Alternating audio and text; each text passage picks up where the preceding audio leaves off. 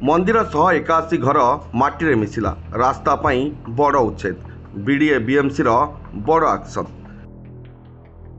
Bhubaneswar left parallel road clear Chandaka DN global school रु एकाम्र कानन park पर्यंत जाउतबा रास्ता आगे थिबा सबु कंटा आ अवरोध सफा होउछि। एही प्रोजेक्टर शेष कंटा थिबा अर्ध निर्मित विश्वनाथ मंदिर भी माटी मिसी जाइछि।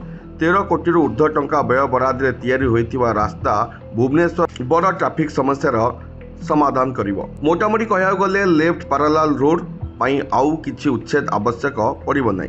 विभागीय मंत्री एप्रिल 30 सुधा रास्ता सारिबाकू प्रतिश्रुति देइथिले भी धार्य समय पूर्व कार्य सरी नथिला। तेबे गत सरकार रु आरंभ होइतवा उच्छेद और रास्ता निर्माण कार्य आज प्राय शेष होला बोली आज उच्छेद रु स्पष्ट होइछि। पूर्व नोटिस अनुसार 15 नंबर वार्ड एकाम्र भिला बेहेरा बस्तीर 81 घर उच्छेद होइछि। उच्छेद स्थान में BDA joint commissioner BDA housing board deputy commissioner उपस्थित थिले। पूर्वर 70 घर को बुद्ध हाउसिंग स्कीम रे घर दिया सरी।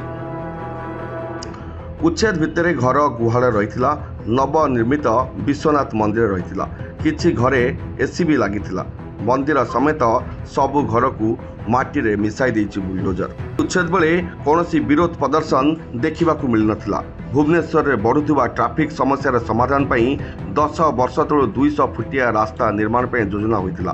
पंडा पार्क सोमनाथ बस्ती रिक्सा कॉलोनी सालिया साईर आदिवासी गाँव भली अनेक बस्ती भांगी ए अत्याधुनिक रास्ता निर्माण होउछि।